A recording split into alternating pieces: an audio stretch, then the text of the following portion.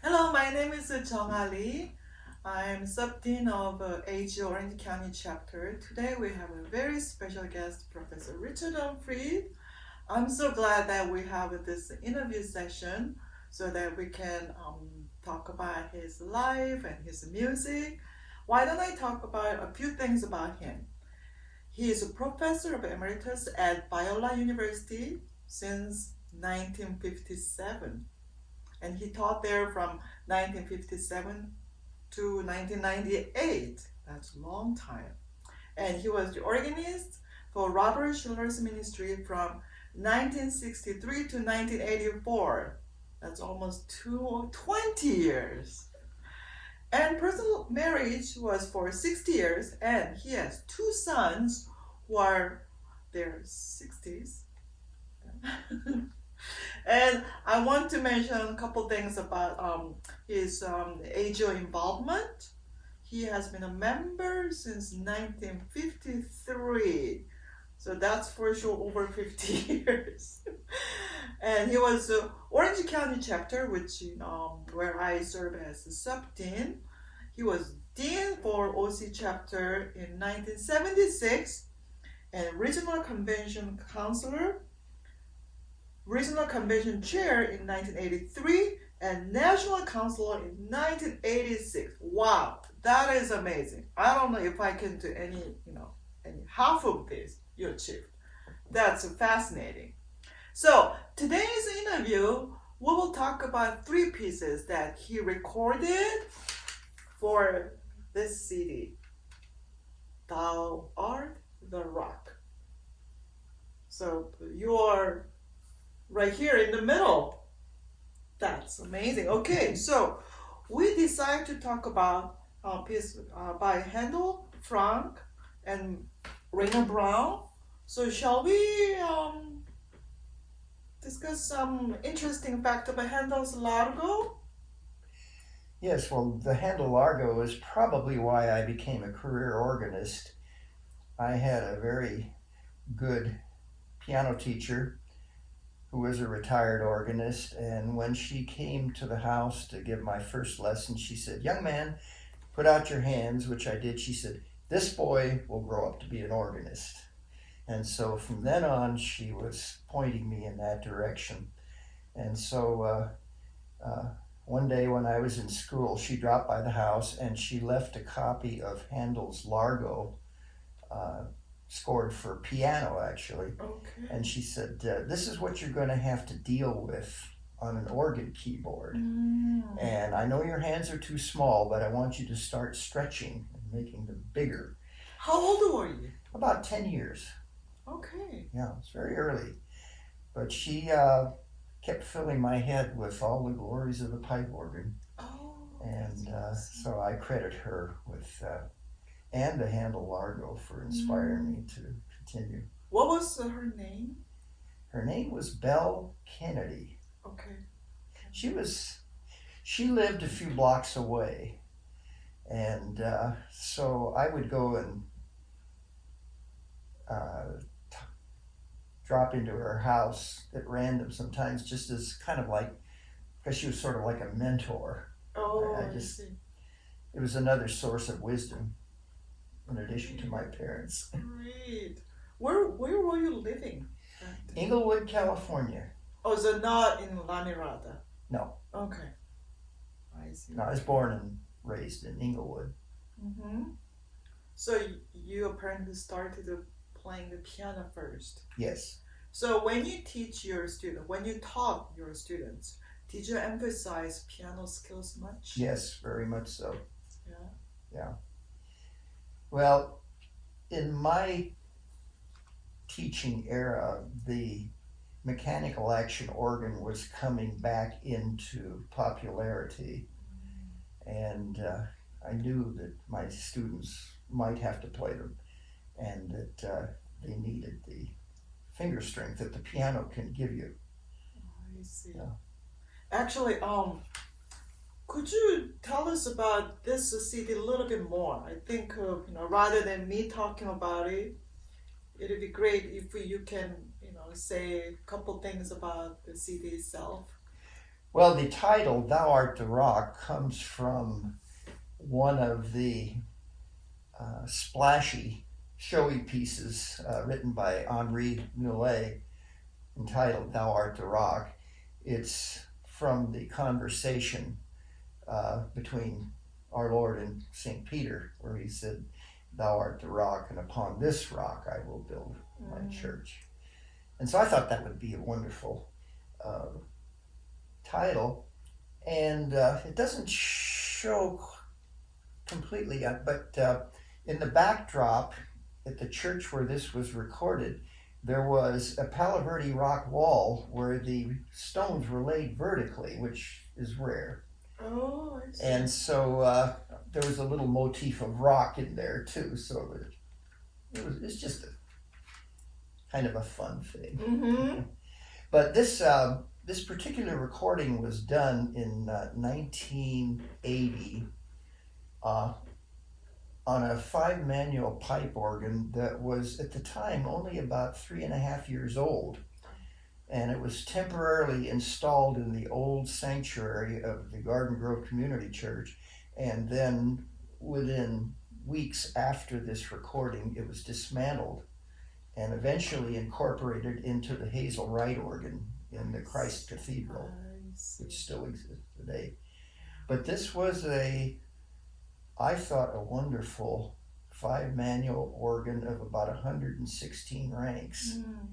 And of all the organs I've played through the years, this is the pinnacle. Okay, yeah. I listened to the whole thing. This was my dream organ. Oh, I see. I listened to the whole thing. It was really great. The Hazel Wright organ was dedicated in April of 1982 with Pierre Cochereau. Okay, yes. And then I played my solo recital that October,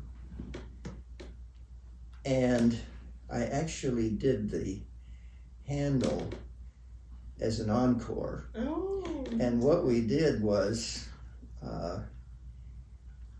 if you remember the old Crystal Cathedral where it had the 90-foot tall doors that would open? Yes. And there were fountains outside? Uh-huh. Yes, I do remember. Well, the way we did it as the encore, I played through the whole thing, ABA. Mm-hmm. When I got to the last section,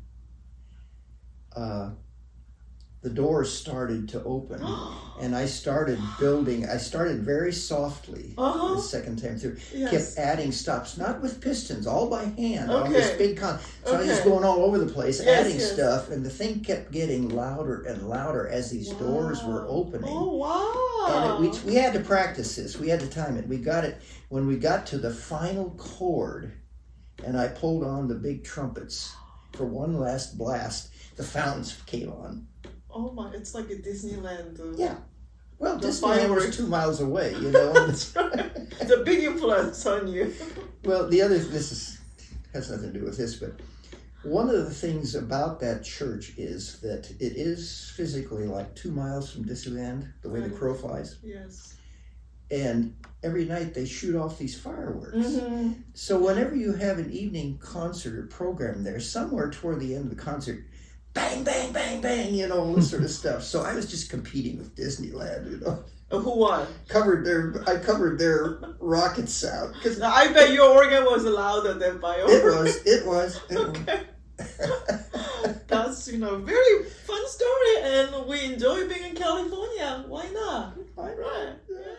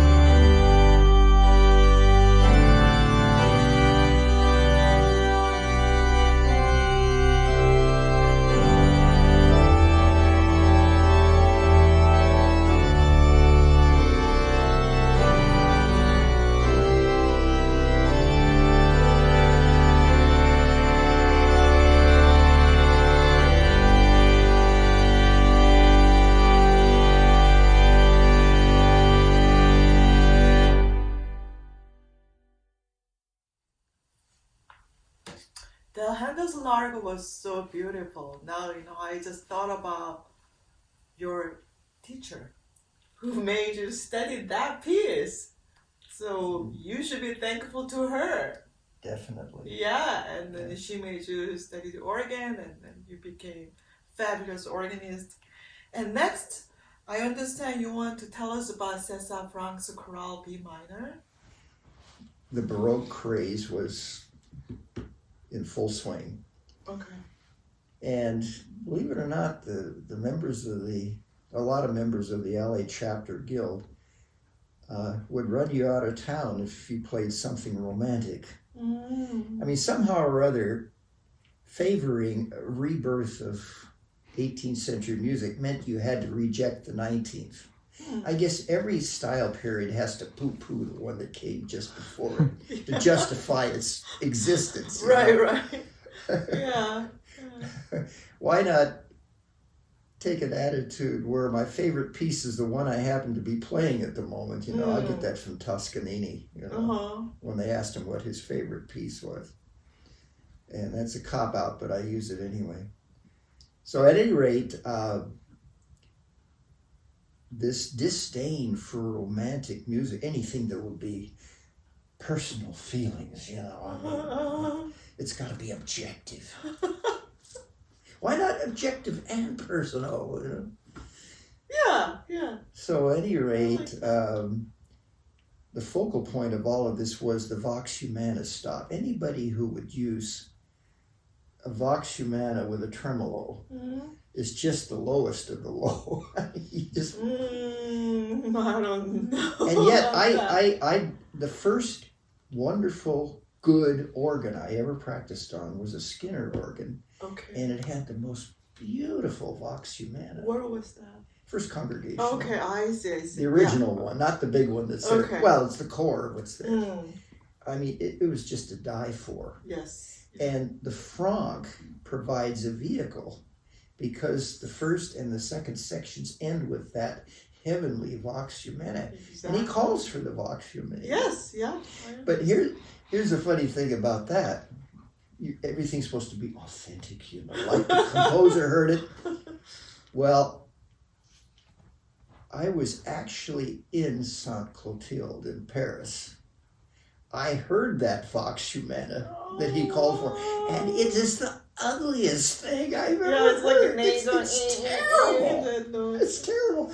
I thought poor César Franck needed to hear a Skinner Vox, Yes, I agree with you. So, if the Vox Humana was important enough to use, in spite of how bad that Cavalier Cole one was, I mean, it was just a fast tremolo and Yeah, I know I heard those. I mean, it was a human voice, but it was somebody, who was having vocal problems.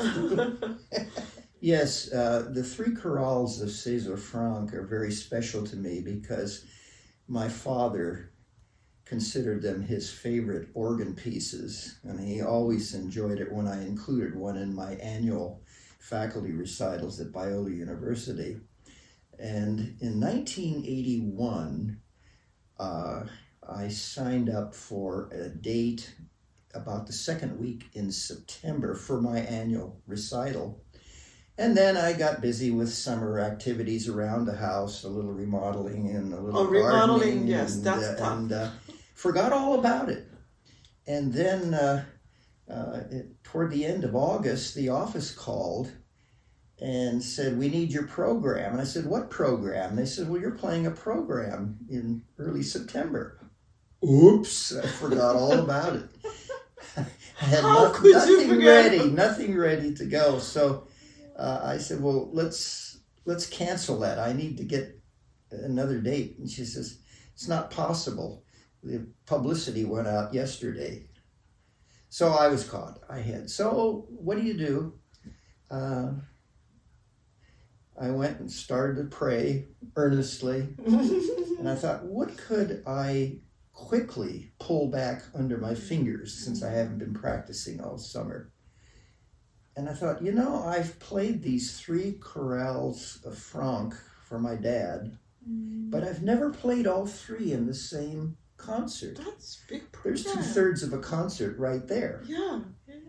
And so, okay, I will do that. Well, the concert went well. My mother says that my dad, sitting in the back row of the auditorium, was on the edge of his seat throughout those 3 chorales. He just was in 7th heaven. But you know, a few weeks later, he left us and went to be with the Lord. And so those were the last pieces he heard me play. And I thought, you know, if I had remembered that recital earlier, I probably would have played something else. Yeah, God always prepares the best. So now those pieces are sacred for me in yet another way, besides being just wonderful spiritual music to begin with. Yeah, I can imagine. Yes. Yeah, I performed that B minor several times, and it's such a beautiful work. Yes. Even from the beginning, the first note. Yeah. So how about we listen to it?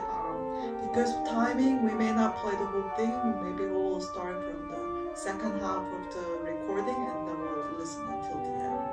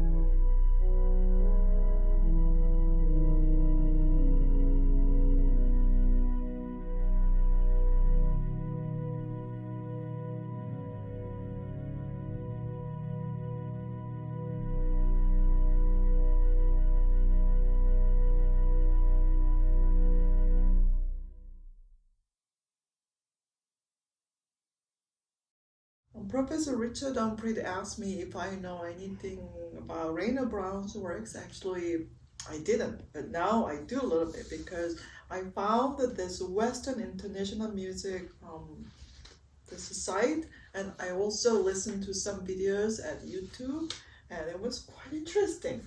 So could you tell us about his works and your specific piece, some Fugue and Prelude?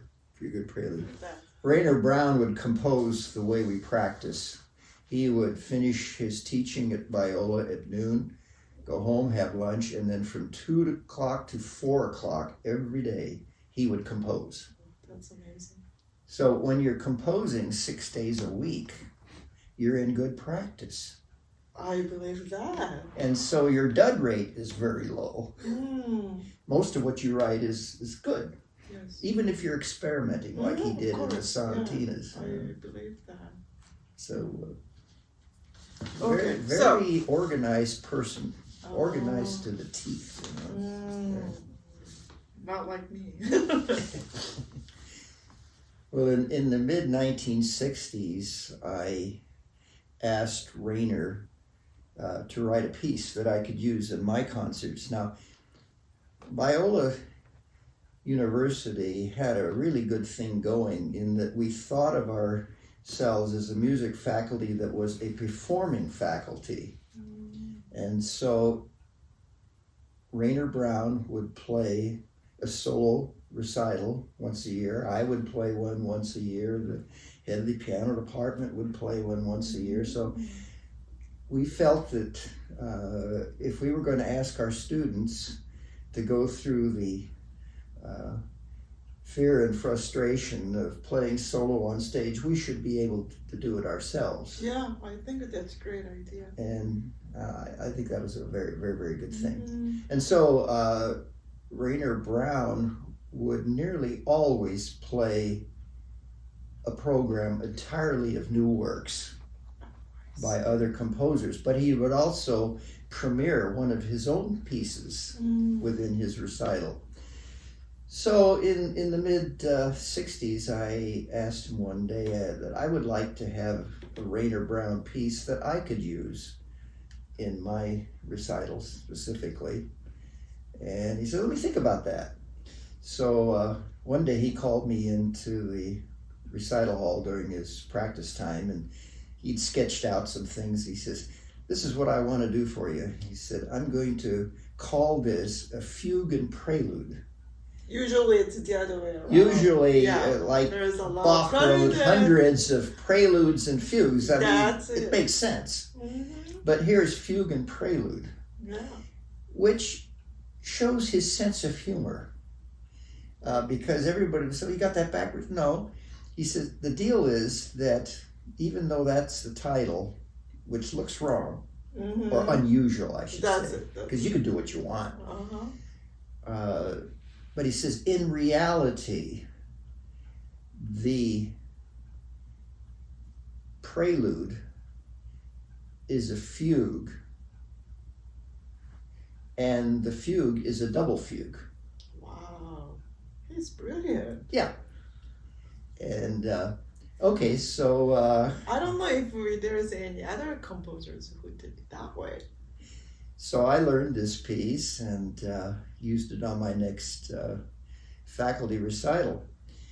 And then in 1969, I was looking at the American Organist magazine, and I saw an advertisement for the organ competition in Fort Wayne, Indiana. Now at this time I was going on 35 years of age, and competitions around the country were always open only up to age 25. And I looked at the fine print, and this one was eligible to 35. You were right at the max age. They gave a cutoff date, birth date wise, and I did the math, and I was within a few days of qualifying. Oh my God! If you were born a little bit earlier, you couldn't have. I couldn't have, so I could just do it. Anyway, so you had to do the usual work by Bach, and you had to do a romantic piece, and then you had to do a 20th century piece. And so I had to quickly record all of these because you had to submit your entry by recording. Yes. And that year they had like 62 recordings submitted. Was it cassette tape?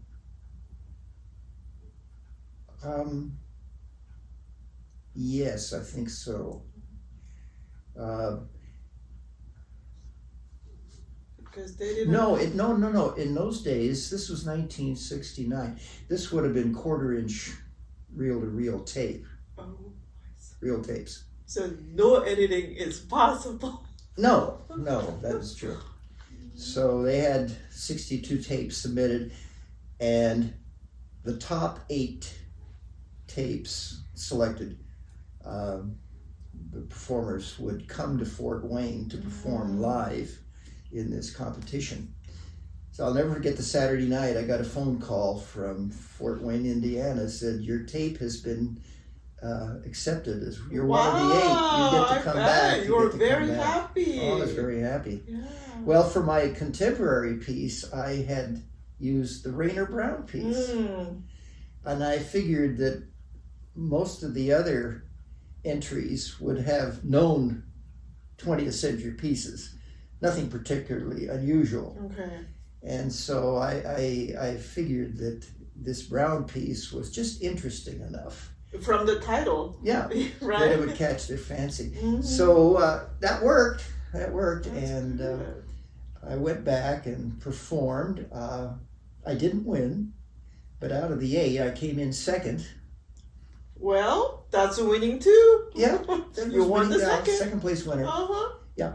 And after the competition, there was a party, and one of the judges that had judged these reel-to-reel tapes came to me and he said, I'd like you to know that when we listen to all those tapes, he says, you can imagine it's so tiring listening to 62 tapes. Yeah, just to hear audio, right? Yeah. No video. And so finally we picked yours along with 7 others. And he says, at the party, somebody said, if we could hear one piece again, which one would it be? And he said, every judge said, I'd like to hear that Rayner Brown piece again. Oh, so he said, we had to turn the score in. So I had the score. So he said, we had the score on the floor and we were down on our hands and knees. Look what he did here. Look what he did there. Look at that. Look how that fits over here. You know? Do you still own the score? Yeah. Okay, I want to take a look at it after the interview. Do you still have all the markings? Of course you do, right? Like you're using pencils and pen, or it's all memorized? I'd have to look. Okay. Because usually when I was preparing these things on the Chance organ, you know, I'd sort of memorize them as you go. Yeah. So the only time that I would put something in there is I wanted to be sure that I remembered that particular thing. Right, exactly. But what might be in there are the little tabs for the organ at Fort Wayne, which was a rather large 3-manual Aeolian Skinner. It was a wonderful organ. Wow. Yeah. It must be so beautiful. Mm-hmm. Yeah. So after listening to that particular piece, I watched some videos, and the Rayner Brown wrote sonata for clarinet and organ. That piece was quite interesting, and he also wrote some pieces for like a viola and organ. And last night I found out that he composed work for 4 trumpets and organ. So those things I think I want to order and then perform. And as you said, even from the title, the way he thinks is not just ordinary. He kind of has this like very creative ideas, such as a fugue and prelude. Yeah. Well, Rayner and I were very complementary. We were as different as could be. because I'm of the sort where a certain amount of repertoire I like to refine. And I probably play it noticeably differently than I did 40 years ago. And that's fun too. Yeah. But Rainer was always into the new. He would grudgingly play a Bach piece once in a while. But you could tell that he wasn't really enjoying it the way he always wanted something new. And after he finished a faculty recital, he'd give me the music. Oh, I see. And I said, well, don't you need it? He says, no, I'll never play that again. I've already done that. Oh, that's so funny. So he doesn't want to play same piece twice. No. I see. Always something new. Okay. That requires a lot of preparation, but only some people can do it. There's one funny story about Rainer. It goes to the 1960s when I played at the Garden Grove Community Church, which was the original walk-in drive-in church. Now there was a funny phenomenon because in those days there was room for 400 cars outside, and a lot of people. A lot of those 400 cars were filled with people who couldn't come inside for one reason or another. So during the service, when it got to the offering, it was really funny because you'd start to hear horns blowing in the cars. And I realized what it was most guys kept their wallets in their back. As they leaned forward, you wouldn't remember this, but cars had horn rings in those days. There was a big ring around it where you'd hit the ring to blow the horn. See, you don't know. I don't know. Yeah, and we talked about the horn ring. And so when they'd reach for their wallet, they'd hit the horn ring. Oh, I got it. So I get it, yeah. I could hear toot, toot, toot, toot. That's the time to get the wallet out of the pocket. Well, I found it on the pipe organ, if I played a D sharp and an F sharp in the middle, at the same time, it sounded just like a car horn. So I'd add a few extra car horns of my own. Just for the fun of it, see? So I mentioned this to Rainer Brown one day, and they said, oh, that's interesting. He says, I'll have to work that into my next piece. So I says, you mean it's going to be the car horn sonatina? I said, yeah. Really? So then, a couple of weeks later, he calls me in. He says, I want to play the piece for you. So right in the middle of it, he has these two trumpet notes. Okay. Remember, I told him D sharp and F sharp. Okay. And he did? He listened to you? No. Change it. He wrote a D natural in F sharp.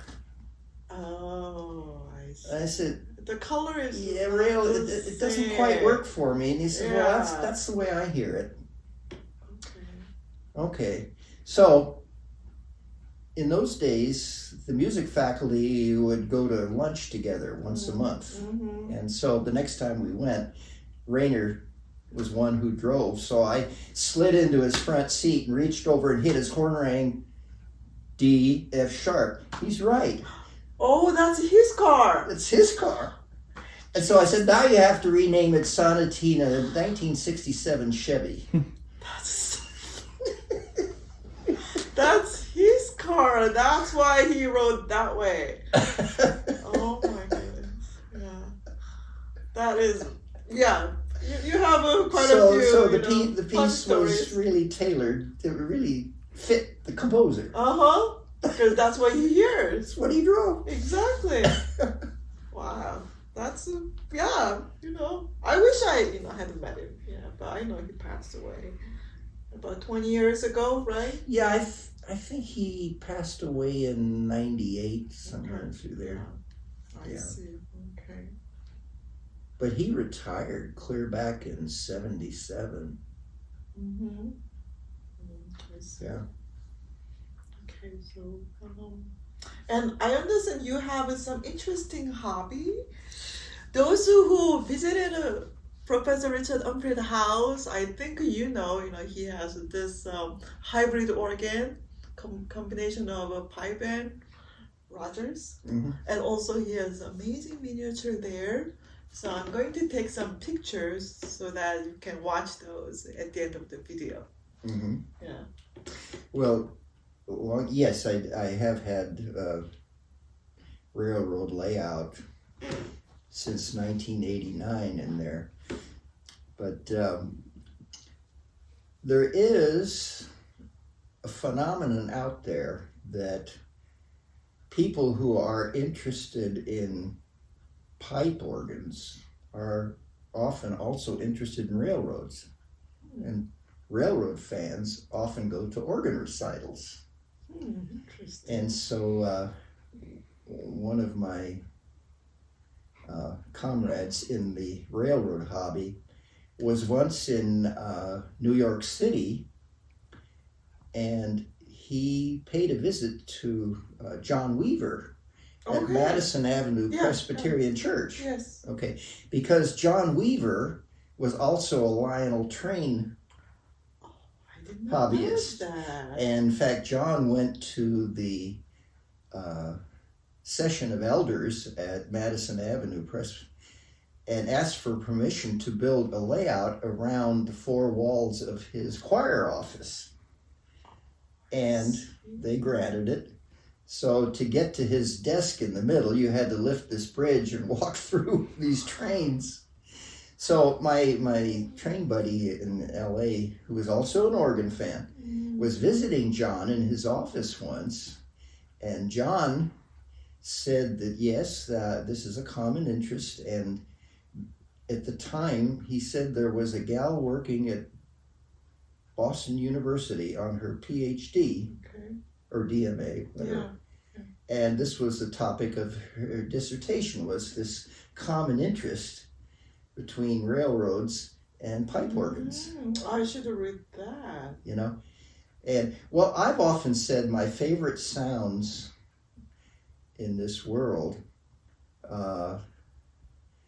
are the horn on the Queen Mary, and I forget what the third was. One of them was a low C on a 32-foot bombard. You know. Yes. The whistle on the daylight locomotive, steam locomotive. The whistle, the horn, and the bombard. And so when John Weaver said this gal was going to study that, I said, you don't have to write a dissertation on that. I can give it to you in one sentence. It's a preoccupation with things that are big, loud, and expensive.